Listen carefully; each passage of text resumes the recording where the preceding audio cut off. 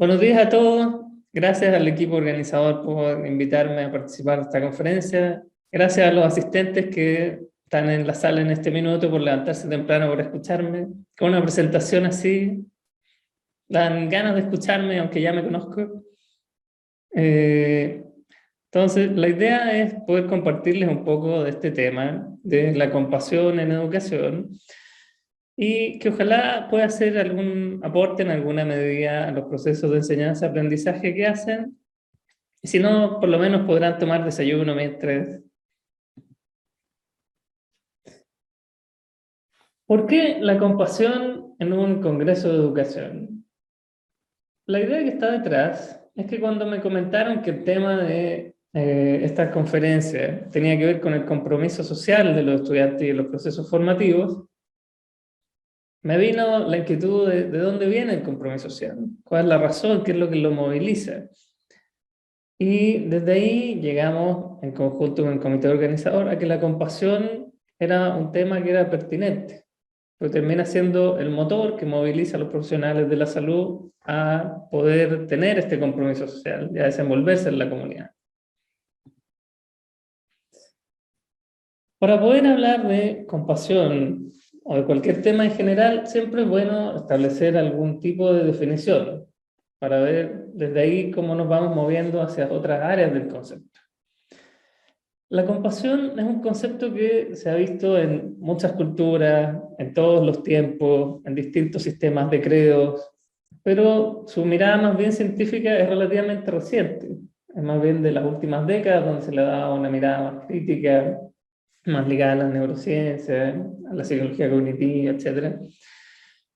En donde, según donde lo lean y distintos tipos de autores, pueden haber varias definiciones, en donde algunas veces lo conceptualizan como un valor, como una actitud, como una disposición cognitiva, pero en general la mayoría de los estudios tienden a conceptualizarla como un estado afectivo, ¿ya? Lo cual es bien relevante para lo que va a ocurrir después en el proceso educativo, en donde a lo menos implica una percepción de un sufrimiento y algún grado de motivación o impulso para hacer algo respecto a ese sufrimiento.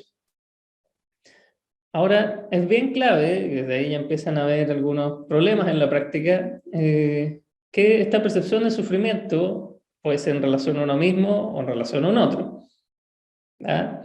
Entonces, normalmente cuando se habla de compasión, muchas veces se mira desde este constructo abstracto, teórico y como un ideal deseable, pero cuando el clínico promedio está atendiendo, este tipo de miradas entran en conflicto. Entonces, por ejemplo, imaginemos al exitoso doctor X que está atendiendo en su jornada laboral de 8 a 5 y por ahí 4:30 tiene su último paciente, 10 para las 5 todavía no ha llegado, doctor X se prepara para irse, en donde además tiene la presión de que en su casa está su señora con la que la relación está más o menos ahí, porque no le ha dedicado mucho tiempo, tiene un par de niños chicos en donde estos niños dicen, papá, pasas poco tiempo con nosotros, ¿eh? En donde además el doctor X con la pandemia y la cuestión estaba sufriendo, entonces lo que quiere en su corazón es ir a echarse a dormir y que nadie lo moleste. Y cuando está a punto de irse, llega el paciente. Y el paciente llega contando la historia no inhabitual de el transporte público se atrasó. En realidad yo llegué a la hora, pero el sistema estaba mal, ¿no? La secretaria se demoró en ingresar. En realidad estaba nublado y tenía frío y me atrasé. Entonces, la pregunta ahí sería, ¿cuál es el acto compasivo? Porque la respuesta teórica clásica sería, doctor X se debe a sus pacientes y tiene que desangrarse en el proceso, cueste lo que cueste. Pero la realidad en el mundo emocional del doctor X está en conflicto, ¿eh? Soy compasivo con mi señora, que ya me dijo que me necesita y que quiere que estemos más juntos. Soy compasivo con mis hijos, que quieren que yo llegue temprano a casa a jugar con ellos. Soy compasivo conmigo mismo, entonces en realidad yo quiero irme nomás. O soy compasivo con mi paciente. Entonces vemos cómo en la cotidianidad de la práctica clínica hay un conflicto normalmente entre la compasión desde distintas perspectivas, sobre hacia quién está dirigido y cómo. En donde otro problema bien frecuente cuando uno se mete en el mundo de la compasión es el problema conceptual, ¿ya? En donde o no se define, que muchos estudios parten hablando de la compasión sin hacer una definición, o se confunde con otros conceptos similares. Dentro de lo más frecuente, por ejemplo, la empatía. La empatía tiene que ver más con el sentir como que el sufrir con, ¿verdad? La empatía implica que yo en algún grado siento lo que siente el otro o a nivel cognitivo soy capaz de ponerme en su lugar o tomar su perspectiva, lo cual necesariamente no implica un sufrimiento y tampoco implica que me hago cargo de lo que estoy sintiendo, ni de lo que le está pasando al otro. A la vez, por ejemplo, el altruismo implica que lo que yo estoy sintiendo, lo que yo voy a hacer, tiene un costo personal, ¿ya? En pos de un bien mayor, cosa que no necesariamente aplica para la compasión.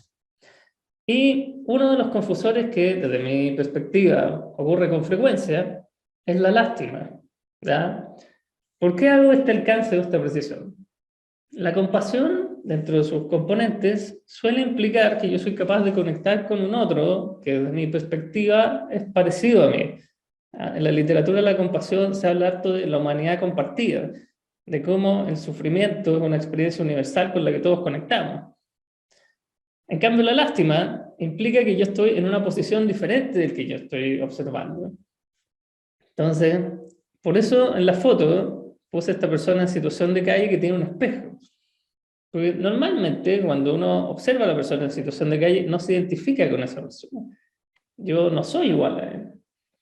Entonces, lo que yo siento hacia esa persona muchas veces es más bien lástima más que compasión. Muchas veces ni siquiera lo miramos. Si lo miramos, la gran mayoría de las veces no hacemos nada al respecto. Y si hacemos algo al respecto, ese algo normalmente, a lo mejor darle un poco de dinero o darle algún insumo, no vamos mucho más allá. Y hay una cosa bien interesante que ocurre en los procesos formativos, que es que a los profesionales de la salud, incluidos los médicos, nos enseñan que nosotros somos distintos de los pacientes.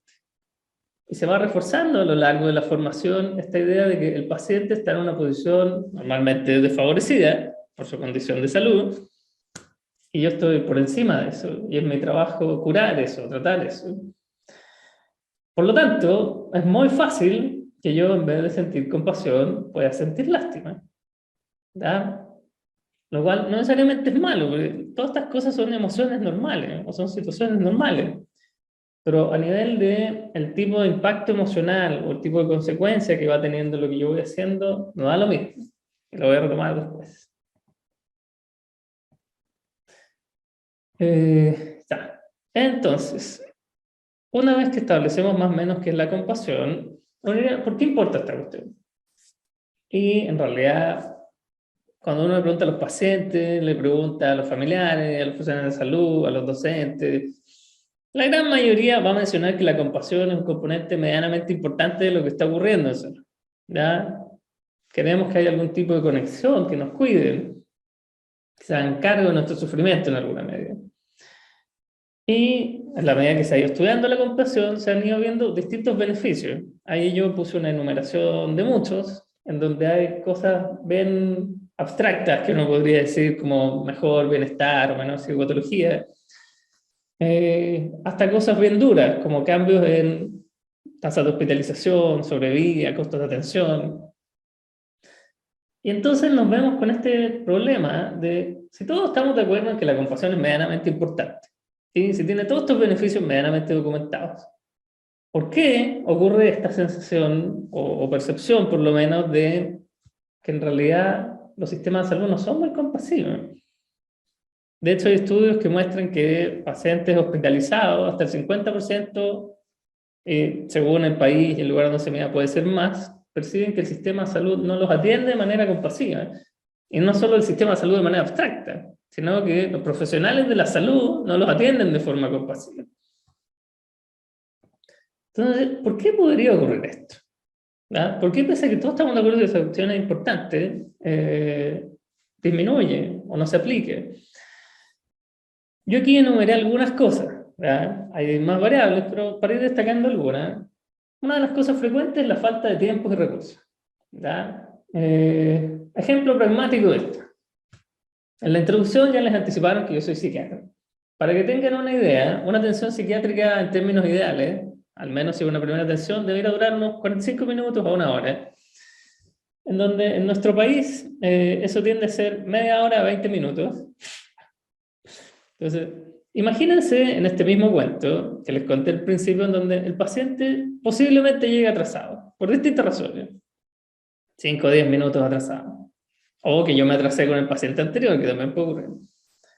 Y que viene por algo que podría ser un cuadro depresivo. Eso podría significar que el paciente se vaya eventualmente con una receta, con una orden de exámenes, con una licencia médica y con una notificación que le permite acceder a beneficios provisionales. Además, imaginen que en ese mismo escenario tengo dos estudiantes atrás que están intentando aprender algo de lo que observan, y mientras estoy atendiendo entre medio, llega la enfermera y dice: doctor, hay otro paciente que necesita un informe. Doctor, falta una receta de otro paciente que tiene 2 meses más. Como se imaginarán, el espacio para ser muy compasivo ahí empieza a ser complejo. Y nuevamente, ¿compasivo con quién? Ejemplo cotidiano número 2. Hace unos meses me cambiaron de box de atención en el hospital y me empezó a doler la espalda.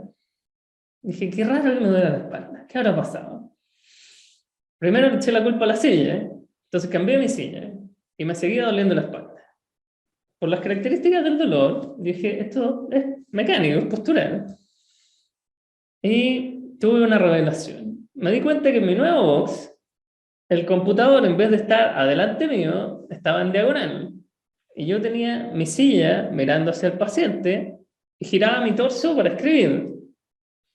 Entonces, la causa de mi dolor era que en realidad yo pasaba más tiempo escribiendo en el computador y mirando el computador que el paciente. Entonces, cuando giré mi silla hacia el computador, se me pasó el dolor. Y ahí tuve uno de esos momentos de reflexión donde dice, chuta, yo también soy de esos médicos que mira más la pantalla. Y a lo mejor no soy tan compasivo como me creo. En donde además se produció una fragmentación y una discontinuidad del cuidado. En la medida que hay más profesionales involucrados, más especialistas, van ocurriendo cosas como, ejemplo también reciente. Fui como interconsultor a ver un paciente adulto mayor en donde le habían diagnosticado una cefalea de tipo tensional y querían la evaluación psiquiátrica para cerrar el ciclo y que se fuera de alta. Yo fui, hice mi evaluación, le puse toda la compasión que pude, me estaba retirando, dejando mis indicaciones. El paciente me dice, doctor, ¿y quién me va a dar de alta? Yo, bueno, no es mi problema. Y la enfermera viene y me pregunta, doctor, ¿y quién le va a dar el alta? No sé, pues yo soy el interconsultor. De ahí tuve de nuevo otro de esos momentos reflexivos en donde en realidad nadie tiene idea de quién es el tratante de este paciente. No tiene un médico de cabecera. Y uno ve que eso se va reproduciendo en donde hay muchas derivaciones, especialistas, profesionales, lo cual va dificultando que uno establezca vínculos genuinos y duraderos con lo que ocurre. Lo cual a nivel de los estudiantes también se da, porque los estudiantes rotan. Inevitablemente van rotando según dónde y cómo, puede ser mayor o menor duración, pero muchos de esos encuentros son bien aislados. Después viene otro estudiante y el paciente debe contar el mismo cuento. Hay hartos prejuicios, prejuicios que pueden ser, por ejemplo, en la línea de la diversidad. Lo que yo creo que es un acto compasivo, ¿será percibido como un acto compasivo por alguien de los pueblos originarios de mi país? ¿Será percibido como un acto compasivo por alguien de una minoría sexual? Porque a lo mejor el mismo acto puede ser percibido como una agresión por esa persona. Entonces, nuevamente, es interesante cómo la compasión no deberá depender solo del que la percibe y la ejecuta, sino que también del que la recibe. La psicopatología, ya sea del paciente, entonces, por ejemplo, a nosotros en psiquiatría nos toca atender, no infrecuentemente, pacientes que tienen polidependencia a muchas drogas, que son violentos con otras personas, que nos agreden psicológica y a veces físicamente. Entonces es difícil sentir compasión ahí. O psicopatología de los mismos profesionales. Las tasas de burnout, de depresión, de trastornos ansiosos, ya suelen ser altas en profesionales de la salud y han sido más altas aún en la pandemia. Y eso inevitablemente interfiere con la compasión. Las situaciones clínicas complejas. No sé si les ha tocado, no se los deseo, el tratar de ser compasivo con el que te está amenazando que te va a demandar. En psiquiatría nos pasa de vez en cuando, sobre todo con las internaciones administrativas, el doctor, usted me está perjudicando, me hace daño estar aquí, yo apenas salga lo voy a demandar, a usted y a todos los involucrados en lo que ocurre. No es raro que a uno le cueste sentir compasión cuando tiene miedo, o cuando se siente enojado porque lo están acusando injustamente, porque además yo estoy haciendo algo que yo creo que es compasivo, que es por el bien de esa persona o de su familia. O el famoso concepto de fatiga de la compasión. Lo puse en signo de pregunta porque es un constructo que, si bien hay estudios al respecto, está cuestionado en cuanto a su existencia, en cuanto a su medición, y porque produce un problema bien pragmático. Si yo creo que la compasión se fatiga, la estoy percibiendo como algo que requiere energía y es una energía que se gasta. Y por lo tanto le hago el quite. Entonces es algo que inhibe a la gente que se involucre en actos compasivos, en donde además lo que se ha visto a nivel de las neurociencias de la compasión es que lo que se activa es más bien el circuito de recompensa. Y que cuando yo lo que siento genuinamente es compasión, lo que tiendo a hacer es más bien a inhibir el efecto del sufrimiento que me produce el empatizar con alguien que está sufriendo. O sea, la compasión es algo que energiza cuando está bien entendida y ocurre de manera adecuada. Entonces, una reflexión que va ahí detrás es decir, ¿será realmente compasión lo que estamos midiendo? ¿Será realmente compasión lo que yo estoy sintiendo que me voy desgastando en el trayecto? Porque a lo mejor es otra cosa, a lo mejor es simpatía, a lo mejor es lástima. Pero en la medida que no somos capaces de ir haciendo esas diferencias, nos enfrascamos en, por ejemplo, hablar de fatiga de la compasión. Ahora, para saber si la compasión cambia, tenemos que saber cómo se mide. En donde algo muy importante que hay que saber es que en general la compasión se mide con instrumentos autoaplicados. ¿Ya? Y muy rara vez le preguntan al que lo recibe o al que observa, o se miden parámetros más duros, por decirlo así, como marcadores biológicos asociados al proceso. ¿Cuál es el problema de esto? Esto es como si después de esta conferencia les preguntaran, ¿usted se siente más compasivo? Sí, me siento más compasivo. Listo, intervención exitosa. Entonces, inevitablemente eso produce un sesgo en cómo se valora la compasión y si cambia o no. Ahora, algunos de ustedes deben decir, yo pagué por estar en una conferencia de educación, no para que un psiquiatra me hable de compasión a nivel clínico. ¿Ya? La buena noticia es que la compasión en contextos educativos existe, está estudiada, hay libros al respecto, en particular, no mucho énfasis en educación en ciencias de la salud, así que si alguno de los presentes quiere hacer un libro, tiene todo mi apoyo. Como nosotros nos dedicamos a educación en ciencias de la salud en particular, hay algunas problemáticas centrales que se han podido observar. Una de esas es que la compasión es un constructo multideterminado. ¿A qué me refiero con esto? El estudiante, cuando ingresa a la educación superior, no es una tabla en blanco con cero compasión a la que hay que hacerle algo.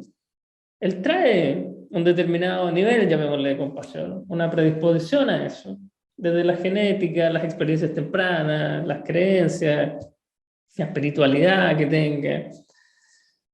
En donde además este constructo, esta disposición se manifiesta distinto según cada encuentro clínico, según cada situación, en distintos momentos del tiempo.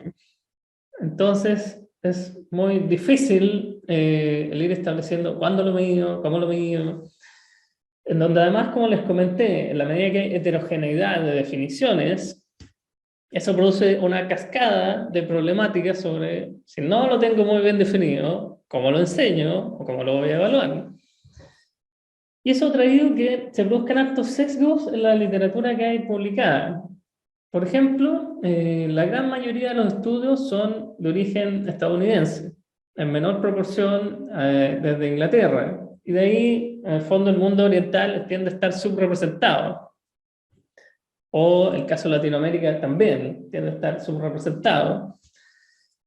Por ejemplo, de esos estudios, la gran mayoría están hechos en estudiantes de enfermería, después en segunda proporción de estudiantes de medicina.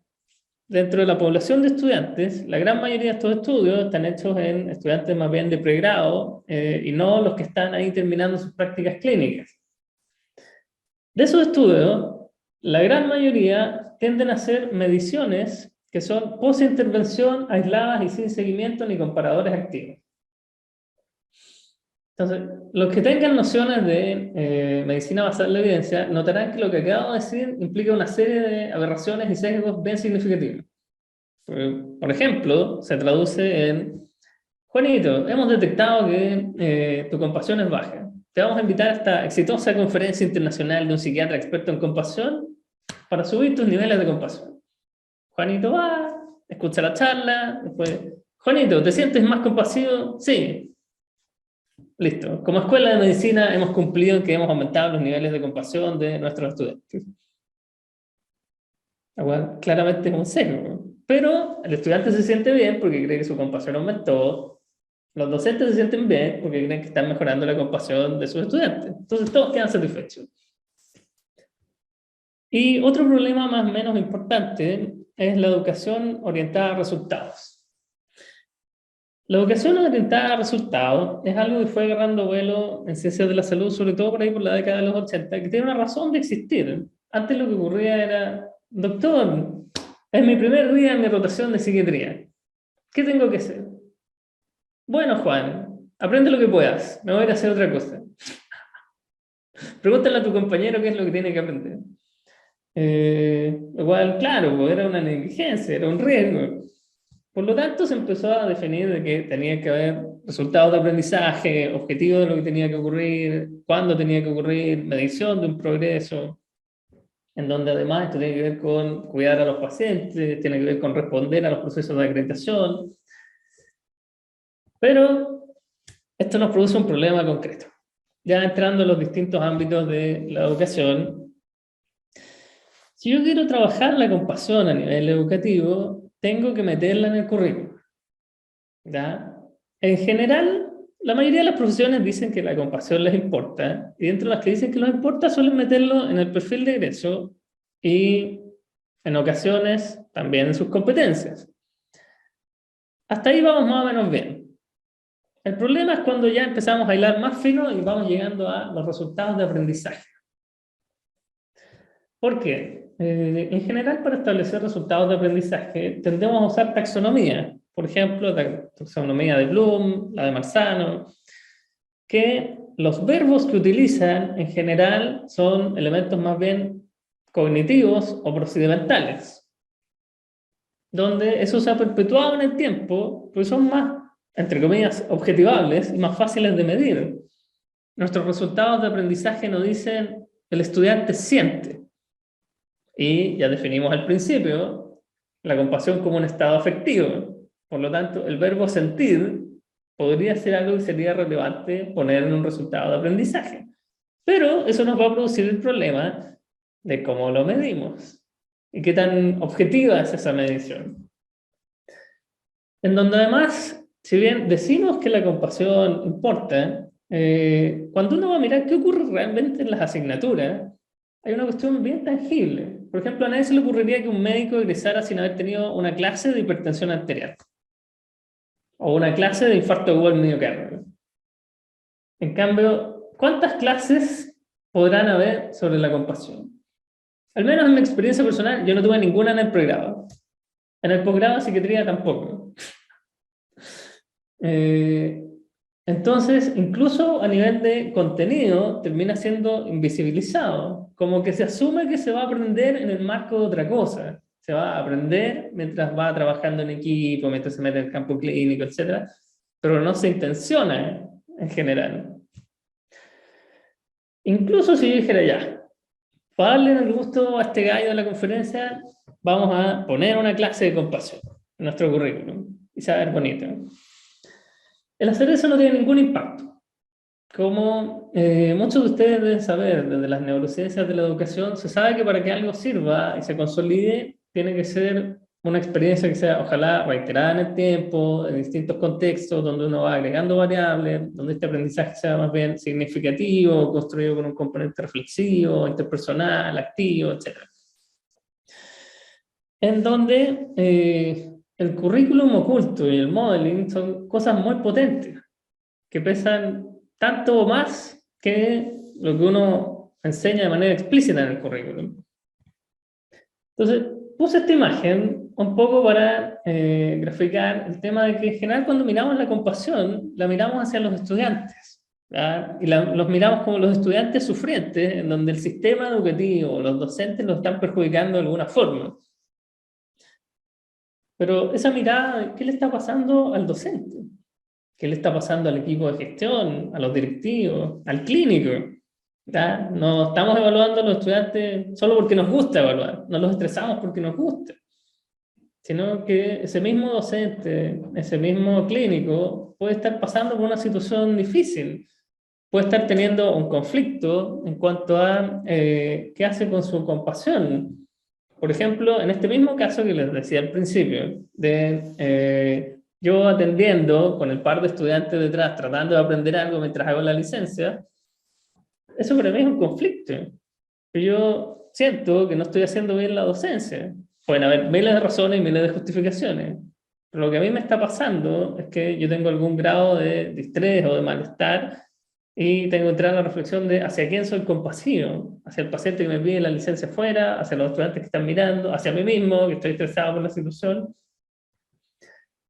Y dado que el currículum oculto y el modeling son muy potentes, yo tengo que involucrar a los docentes, a los clínicos, a los equipos de gestión cuando quiero mirar la compasión de manera institucional en la educación.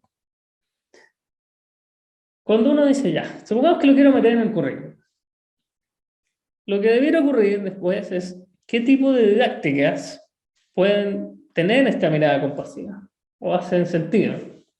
Entonces, cuando uno va a ver qué es lo que se hace normalmente, aparecen estas en general. Una es la reflexión basada en humanidades. Las humanidades entendidas muchas veces desde las artes, la poesía, la danza, el video, la música, la escritura, como técnicas que permiten tomar perspectiva de la otra persona, de lo que a mí mismo me pasa, mirar mis emociones, poder ponerme en el lugar del otro, lograr esta conexión de humanidad compartida. Se ha usado harto la simulación clínica, como el caballito de batalla en el fondo durante la pandemia ante la escasez de acceso a los campos clínicos. Entonces, el clásico escenario de la comunicación de malas noticias. Y vamos a evaluar si Juanito es empático o compasivo en esta situación en un ECO. ¿Verdad? En setting de menores recursos, muchas veces el modesto role-playing sirve. Entonces, por ejemplo, en la segunda referencia que les puse en la diapositiva, lo que hicieron fue hacer a los residentes de anestesia hacer el proceso del preoperatorio. Y se pongan la bata del paciente, estén en la camilla y los metan al pabellón sin operarlo. Pero para tratar de aproximarlos un poco a esta vivencia, lo que realmente siente un paciente en un proceso preanestésico. El modeling, asumiendo que el docente que está haciendo el modeling sabe de compasión y es compasivo y lo ejecuta y por lo tanto eso se lo traspasa al que está aprendiendo. Las prácticas contemplativas como la reducción de estrés basada en mindfulness o el mindfulness en sí mismo, el yoga, el tai chi, estrategias cognitivo-conductuales y el aprendizaje servicio, ¿ya? Ir poniendo a los estudiantes en la comunidad a resolver problemáticas y a conectarse con las personas. Hasta ahí suena bonito, en donde además a nivel educativo uno puede hacer el análisis de ya, ¿qué compone la compasión? ¿Cuál es la habilidad que demostrar? ¿Y con qué intervención podemos trabajar esto? Hasta ahí suena coherente, suena lógico, educativamente pertinente. Pero todo lo que hacemos puede tener problemas inesperados. Entonces, el ejemplo que les di de la simulación clínica, que ha sido un caballito de batalla importante en la pandemia, ha producido este tipo de problemas. Y lo interesante es que esto se tiende a ver en las experiencias o los papers que hablan de los testimonios de los docentes o de los estudiantes, porque a nivel cuantitativo, ¿qué pasa? Ok, la compasión es un tema importante, entonces vamos a hacer el taller de malas noticias, el escenario simulado, la cuestión. Juanito falla, lo volvemos a entrenar, lo hace bien a la segunda. Decimos, Juanito, ¿te sientes más empático? Sí. ¿Te sientes más compasivo? También. Bacán. Escenario simulado exitoso. Y el problema que está detrás, o lo que empieza a contar el estudiante, son cosas como, chuta, yo jamás había sentido cuestionada mi capacidad de ser empático o compasivo. yo creía que era una disposición natural, en donde además lo que me están diciendo aquí es que hay una forma correcta de ser compasivo, y que si no la hago de esa manera, me van a evaluar mal. En donde además lo que estamos haciendo es desmembrar la compasión en una serie de conductas, como por ejemplo, esto debe ser muy difícil para usted, no me imagino cómo debe ser su situación, yo lo voy a ayudar en todo lo posible. Eso entre medio, inclino un poco la cabeza, acerco la mano, le doy un rato de silencio, y todo eso como una cosa actuada. Y eso genera un problema, que es incluso ético, que es decir, lo que estamos haciendo es entrenar gente a que finja o actúe bien la compasión sin necesariamente sentirla. Y eso puede llegar a un segundo nivel de reflexión, que es decir, si el estudiante o el clínico logran convencer a su paciente que está siendo compasivo, ¿nos importa que realmente lo sienta? Total, el paciente puede sentirse bien, el docente también. ¿Qué tanto nos importa que el estudiante realmente sienta la compasión? Y eso nos lleva a cómo vamos a evaluar esto, ¿no? Entonces, normalmente lo que está ocurriendo hoy en día es que la evaluación tiende a centrarse en cosas más bien biomédicas o cosas técnicas cognitivas, que parte del problema de cómo establecimos nuestros resultados de aprendizaje, que por lo tanto es lo que voy a ir a medir. Y con cosas más bien cotidianas. Imaginemos el interno de medicina 1 y el interno de medicina 2, que están a cargo de una sala de 8 pacientes de cirugía. Interno número 1, lo que va a hacer es levantarse a las 5 de la mañana para llegar a las 6 de la mañana al hospital, porque el cirujano y el residente van a llegar a las 8 y quieren que todo esté listo. Ese interno va a hacer los ingresos de 6 de esas 8 camas. Se sabe toda la historia, se sabe bien los diagnósticos. Además, le queda un poco de tiempo para poder revisar los últimos papers que le mandó el profe y está listo. El otro interno decidió levantarse a las 6 de la mañana, porque en realidad estaba cansado, ya lleva algún grado de estrés por la pandemia y le pareció razonable descansar, ¿ya? Y quererse. Llegó al hospital y cuando iba a atender a su primer paciente, el paciente le dijo que tenía miedo de la operación. Estaba preocupado, no tenía muy claro qué era lo que iba a ocurrir. Y que además no quería hablar de eso, sino que quería hablar de otras cosas, de su familia, de su vida, y que eso lo podía calmar. Entonces, ese interno decidió, en vez de hacerle el ingreso bien, como corresponde, conversar con el paciente, ser compasivo con él, conectarse con él. Y llega el cirujano a las 8. Interno 1 es capaz de entregar todos los diagnósticos diferenciales, plan de tratamiento y contrastarlos con la última evidencia disponible. Interno 2, ¿qué estuviste haciendo? Conversé con el paciente. Ustedes podrán adivinar cuál de los dos tendrá una mejor nota y cuál aprobará su rotación y cuál no. Entonces, implícitamente, nuestro sistema está diseñado para privilegiar que los estudiantes sepan mucho y hagan cosas más que se conecten con las personas. Que es lo mismo que le pasa al clínico, porque en el fondo el gallo que tiene que operar mucha gente, puede hacer su poli. Entonces, perpetúa este modelo funcional de la eficiencia y el resultado por sobre el proceso. Donde además lo que tendemos a hacer es valorar aspectos fragmentados.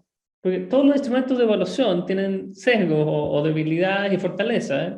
Y por lo tanto lo que tendemos a hacer son baterías de evaluaciones en un sistema de evaluación. Entonces voy, le hago la prueba de selección múltiple, y le hago el ECOE, y le hago el portafolio. Pero eso hace que ocurran cosas como, tengo mis dudas de si Juanito es muy compasivo.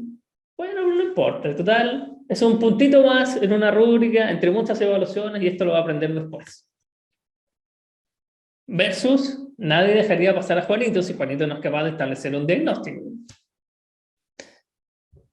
Y eso nos lleva al siguiente problema, que es, si decidimos evaluar la compasión, ¿qué es lo que va a ocurrir? Los profes tienen la genuina preocupación de lo que vamos a hacer es entrenar buenos actores. Y los estudiantes lo que van a tender a hacer es ser buenos actores, porque quieren aprobar. Es lo lógico, es su forma de sobrevivir. Y volvemos al punto de, si yo no evalúo la compasión, el mensaje que estoy transmitiendo es que no es relevante.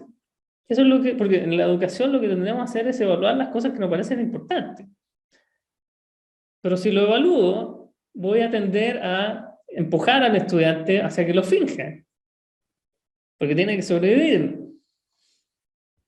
Entonces, a nivel de educadores, eso nos lleva a decir, ¿cómo podemos transmitir que algo nos importa sin necesariamente evaluarlo, por ejemplo? Gran parte de las cosas que les he estado diciendo tienen que ver con la clínica a nivel de ejemplo. Pero es importante que en el mundo pandémico la docencia online, o al menos híbrida, ya está más o menos establecida. La foto puede representar un exitoso docente que puede estar preparando sus clases o su asignatura una vez que le dijeron todo lo que hacías antes, mañana tiene que ser online. Y se desveló hasta muy tarde en la noche haciéndolo, y un mes después le dijeron, bueno, ahora todo vuelve a ser presencial. Y pasaron otro mes y le dijeron, bueno, ahora es híbrido. Y entre medio tuvo que capacitarse en las nuevas plataformas, en las aplicaciones de la universidad, y todo esto fuera de su jornada.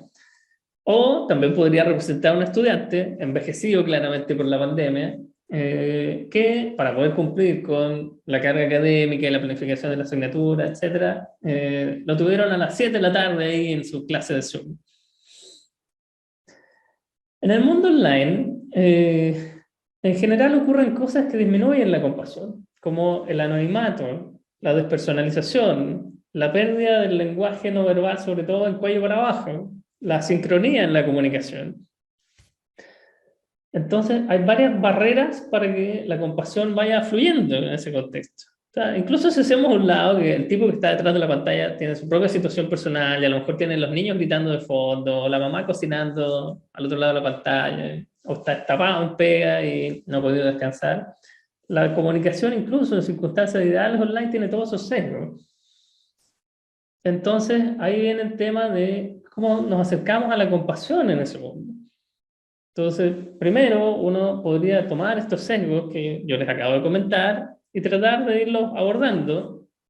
Y lo otro es mirar qué es lo que ocurre de manera presencial. O sea, la idea es que al volver a la presencialidad no sea que ocurra lo mismo que ocurre en el mundo online, sino que al revés, sabiendo que el mundo online tiene esas falencias, enfoquemos los espacios presenciales en el trabajar la compasión.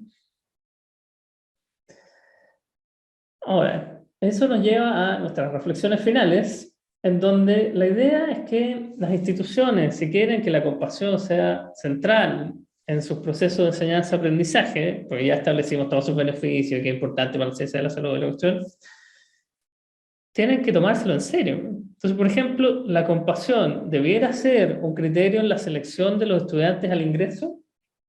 Pues normalmente miramos certificaciones, notas, a lo mejor una entrevista, pero deberíamos seleccionar a los estudiantes más compasivos para desde ahí en adelante trabajar. Debiera ser un parámetro en la acreditación de las instituciones. Debería ser un parámetro o un indicador que movilice la jerarquía académica o que dé oportunidades a los estudiantes en algún sentido. ¿Qué tanto vamos a intervenir el currículum para insertar de manera intencionada la compasión? Si decidimos hacer eso, ¿cómo la vamos a enseñar? ¿Cómo la vamos a evaluar? Y para cerrar, el foco de todo esto que le estoy diciendo es que no debiéramos perder de perspectiva que lo que estamos haciendo es enseñarle a personas, para que se relacionen con personas. ¿Ya? Tenemos que trabajar teniendo en mente que el foco es el vínculo, es la relación, donde la compasión no implica grandes actos de sacrificio necesariamente. De repente son cosas cotidianas. Por ejemplo, es habitual que uno le pregunte a la gente, ¿cómo estás? Pero ese ¿cómo estás? Sin importarme mucho la respuesta en realidad. Casi como una cosa medianamente automática, en donde no importa si me dice bien, si me dice bien y yo no le creo, tampoco le voy a preguntar si realmente está bien. Y si me dice mal, voy a decir, ah, bueno, lástima por ti, nos vemos. Si ustedes se detienen realmente a escuchar a la gente, cuando le preguntan cómo está, van a notar que un buen porcentaje de las veces ese bien no es genuino y se va a notar en la expresión de la cara, en su cuerpo, y uno puede hacer devoluciones como, yo no te noto tan bien. Hablemos un poco más de eso. Eso es algo muy cotidiano, ¿eh? Pero lo hacemos poco. ¿Eh? Porque si el docente se atreve a preguntarle al estudiante cómo está, implica que a lo mejor se va a atrasar en la atención de pacientes. A lo mejor va a perder tiempo para llegar temprano a su casa. ¿No? Entonces, a uno le queda la duda de dónde están las personas en este proceso educativo, de cómo uno se conecta con ellas. Si queremos que realmente eso sea el foco, cómo en vez de generar buenos actores, nos preocupamos de que la gente realmente sienta lo que estamos hablando. Muchas gracias, Gonzalo, por esa presentación. Sin duda, un gran aporte que nos está mucho por recordar. Quiero saber si de la audiencia hay alguna pregunta breve, porque tenemos 1 minuto, 2 segundos para continuar con la charla. Bueno, no sé, lo felicito por la plática, pero yo consideraría que es muy complejo el tema que usted trató y yo le diría, ¿cómo divide la compasión ante el profesionalismo, humanismo? Porque si quisiéramos meter todas esas asignaturas en un currículum, creo que tiene que ser integrado. Y la pregunta sería, bueno, ¿dónde está la compasión ante la eutanasia, ante la muerte? ¿O qué es lo que en un momento dado alguien podría ponerse a pensar con compasión para que el alumno pudiera tener reaccionar? Y la otra es el mercantilismo de la medicina, de las ciencias de la salud. Es decir, ¿por qué cobra usted 100 y yo cobro 200? ¿Y dónde está la compasión del que estoy viendo enfrente? Entonces, es un poco complejo. Yo creo que el principio por el cual debe enseñarse la compasión es a través del ejemplo. Y por desgracia, no muchos de los docentes somos el mejor ejemplo para los estudiantes en ese tenor. Entonces, me gustaría escuchar su opinión en razón directa a la eutanasia y a la mercadotecnia, al comercialismo del acto médico, el acto de ciencias de la salud.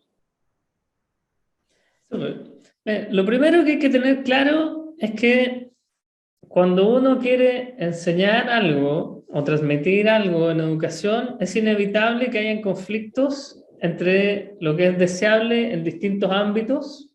Por ejemplo, lo que puede ser la salud mental del estudiante versus lo que es mejor para el paciente. ¿Ya?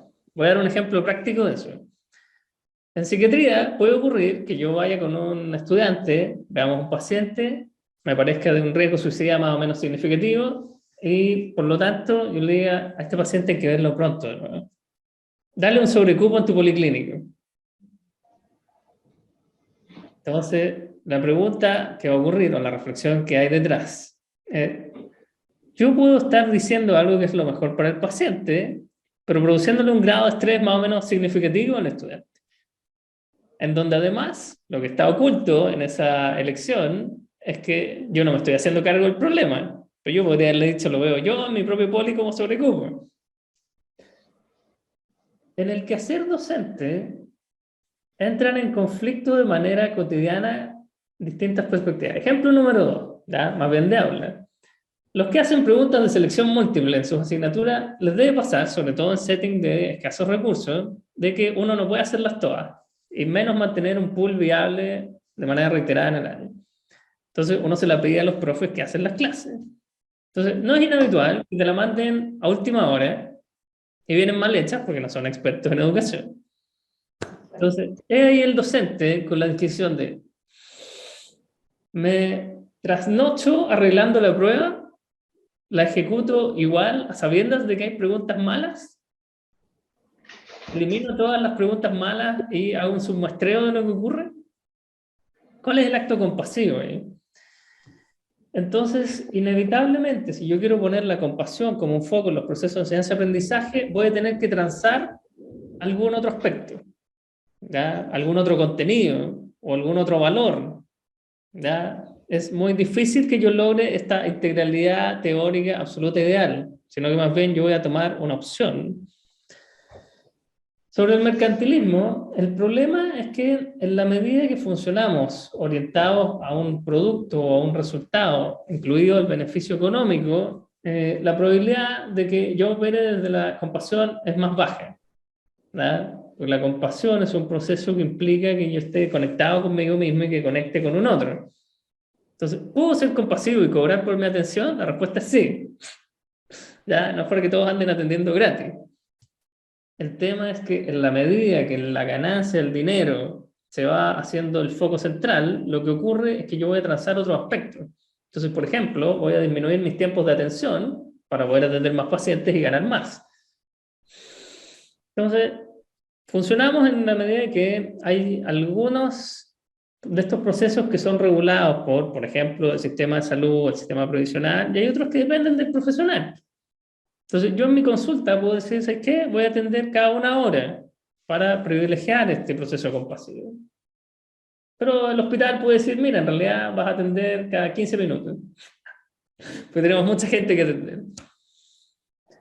Entonces, ahí la disquisición es más bien personal, de qué tanto yo voy a hacer un cambio en mi propio quehacer docente o clínico, qué tanto yo voy a tratar de mover a la institución en esta línea y qué caminos voy a ir tomando. Eso es más o menos lo que ocurre en la realidad. Muchas gracias. Tenemos muchas preguntas, poco tiempo. Francisco, si es gentil, ¿cuál es la primera pregunta que tenemos en el chat? Doctor, tenemos algunas preguntas en el chat, pero de Pamela.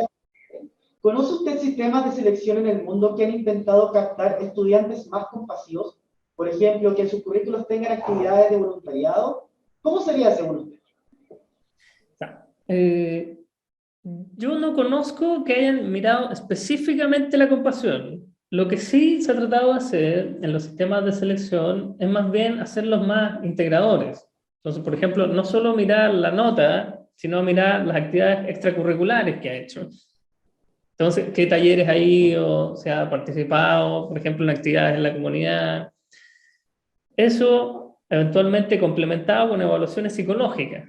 Entonces, que tratan de mirar parámetros de la personalidad, pero que vayan específicamente a mirar la compasión, no, y además que al mirarlo específicamente, ese haya sido el criterio final y decisivo, tangible, objetivado, no. Siguiente, por favor. Sí. De Valentina, Andrea, dice, felicidades por la presentación, muy interesante. Son temáticas que se deben intencionar y reflexionar sobre cómo lo hemos estado desarrollando y cómo debiésemos insertarlo en los planes de estudio. A ver, sí, ¿Se entendí bien? ¿La pregunta es por la implementación? Exactamente. Exacto. Si uno lo quiere implementar, lo primero que tiene que ocurrir es decidir qué tanto nos va a importar. En donde ahí hay que hacer una reflexión no menor y una autocrítica no menor de decir que hoy en día no somos muy compasivos en lo que hacemos. ¿Verdad? Que es una cuestión bien tangible. Como les decía, cuando uno mira los currículos, los programas de asignatura, el tiempo que le dedica a la cuestión, no es el foco prioritario de la compasión. Y eso es bien duro, porque implica que tenemos que darnos cuenta que no somos tan compasivos como nos creemos. No solo como el sistema educativo, sino que nosotros mismos como docentes. Ojo, yo no soy tan empático como me creo. Desde ahí, desde que podemos mirarnos como personas que tienen fallas en sus procesos compasivos, que tienen fallas en cómo esto ocurre, podemos decidir como institución, esto importa. A esto le vamos a dedicar tiempo, a esto le vamos a dedicar recursos, ¿ya? A esto le vamos a dedicar horas de gestión en hacer la modificación en el currículum a nivel macro y micro y en capacitar a los docentes y en general en los espacios de los estudiantes. Entonces, tiene que partir por ahí, por decidir esto nos importa y qué tanto nos vamos a involucrar. Desde ahí... bueno, dejo ahí la respuesta entonces, si estamos en el tiempo. Gracias, la última pregunta, por favor. Profesor, Sebastián Orellana pregunta, ¿quién debe evaluar la compasión, considerando su subjetividad que está basada en un sentimiento? ¿El docente, el equipo, el estudiante o el mismo paciente? Todos. Claro, porque en el fondo, miren, ese es uno de los problemas de por qué en general los estudios hacen autoevaluación con un instrumento, porque si yo les digo todos, esa respuesta en nivel de lo pragmático es carísima, ¿ya? Implica mucho tiempo, implica muchos recursos.